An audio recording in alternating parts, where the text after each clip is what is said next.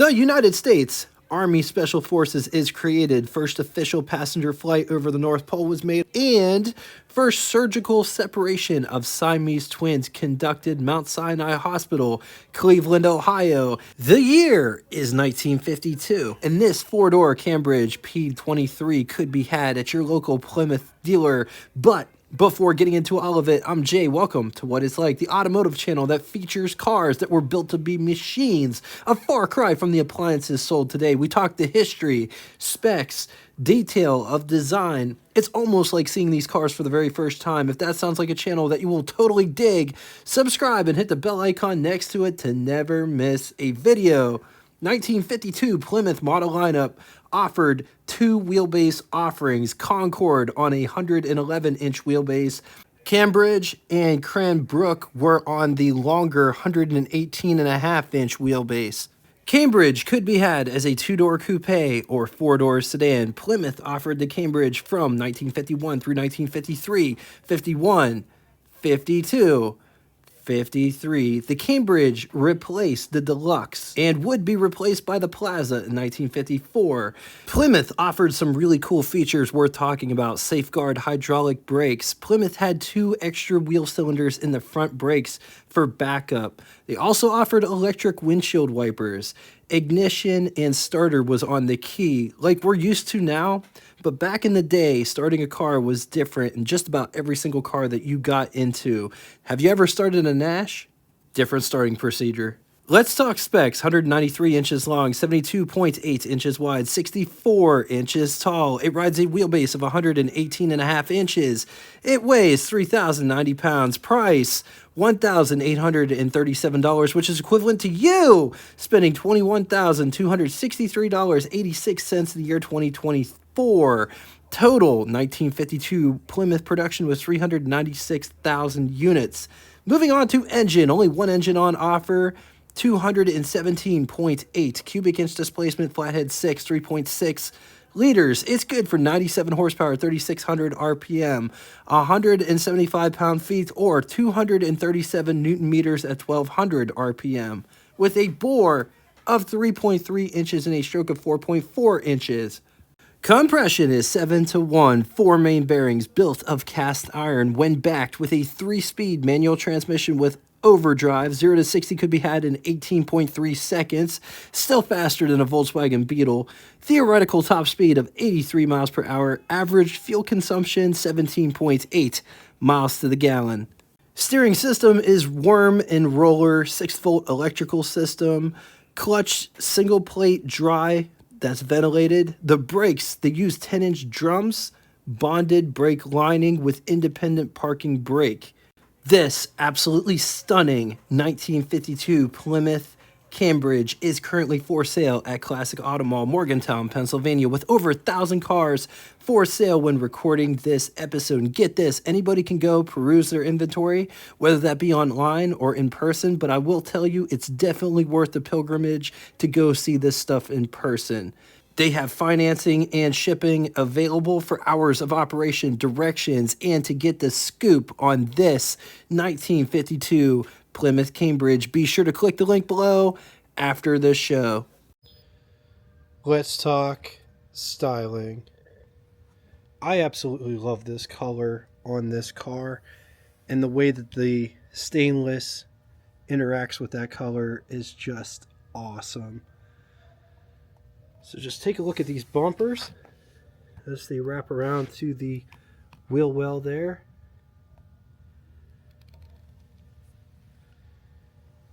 These bumpers have two bumper guards and or overriders. Also check out this piece back here. There's 3 of those. There's 2 behind each overrider and then 1 in the center. Plymouth stamped nice and proud there in the front. Badging.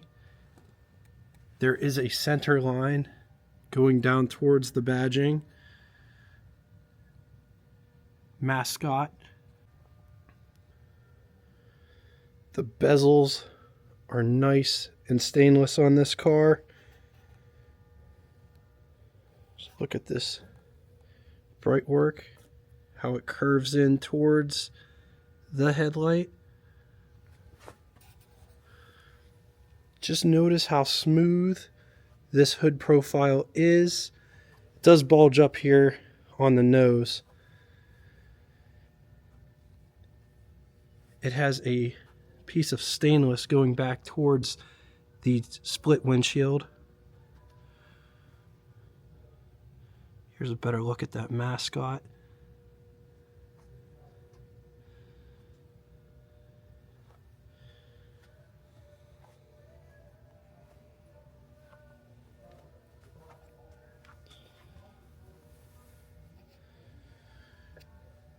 The fenders are rolled. So check out this bright piece that comes back here, and it ends almost where the fender ends. Cambridge, nice and proud above it. This car does have rocker molding, and it's relatively smooth in the beltline region.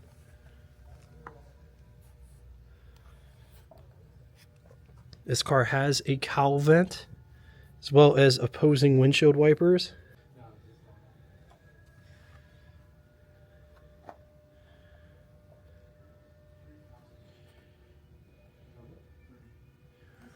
This car has drip rails that start right here, and they run the length of the cabin, ending here.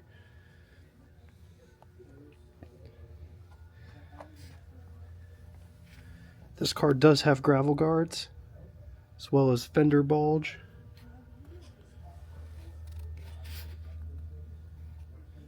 The fenders are rolled back here as well, and the wheel wells, I should say.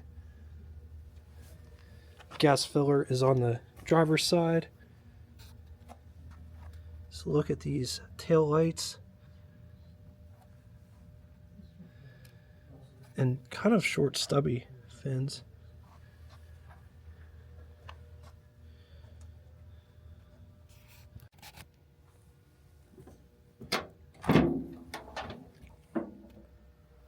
Trunk opens super easy because it's counterweighted at the back with these big massive springs.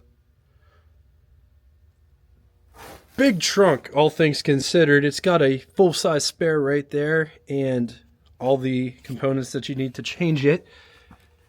Tire irons and jack. Load floor is relatively low with this car. Before getting inside, just look at this pad that the door handle sits on. This door has a bit of heft to it. It's all framed out. Armrest, door handle to pull the door shut. Door handle to get out. Window crank for the big window. Operates like this. It's like 2.5 cranks to the top. Vent windows. Operate like that.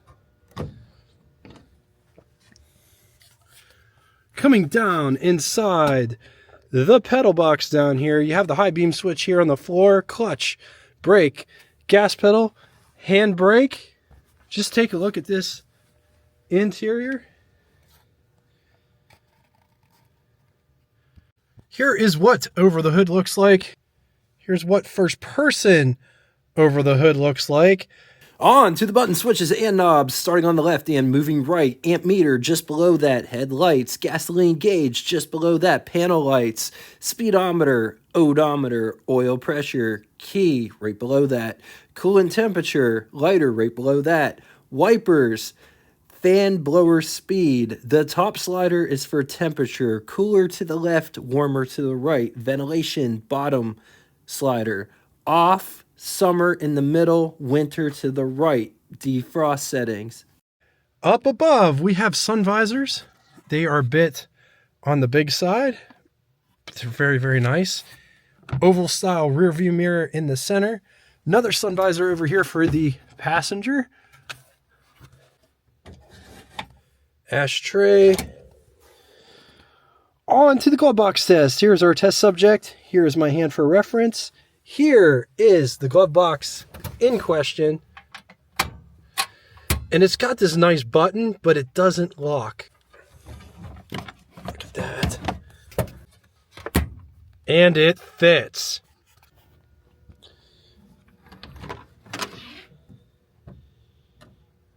So just notice that door opens up that far. On the door panel, there is not an armrest. There is a door handle to get out, window crank for the big window, which operates like this, and it goes all the way down. Also has vent windows in the rear, which I think is an absolute classy feature. Just take a look at the space that you have in the back. Notice there is a footrest at the bottom. Transmission tunnel isn't that big.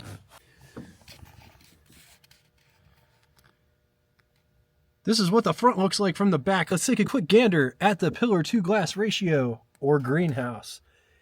It's kind of cozy in this car, but it is not bad. This is what the visibility looks like out the back from the back seat. There is a nice parcel shelf behind the rear seat. Dome light is right above there in the center. Let's talk creature comforts. This seat's pretty comfortable, and there is plenty, tons of space between my knee and the back of the front seat. Ashtray located on the seat back in front of us. The seat profile, it bulges out a little bit here, but it's not bad.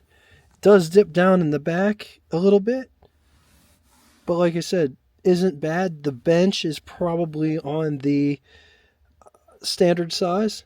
There is tiny armrests connected. And whatever you find on the passenger side, you also find on the driver's side. There are also coat hooks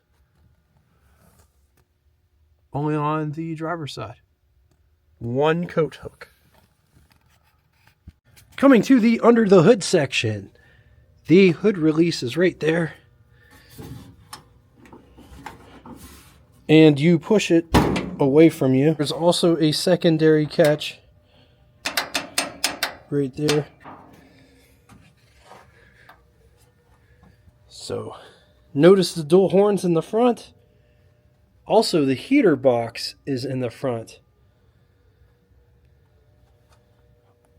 All of which is mounted to the radiator wall. 6-volt battery right there. Inline 6, way down inside. Coil. This one has a generator down inside there. This is oil filtration. Notice it's on the outside of the block. Solenoid.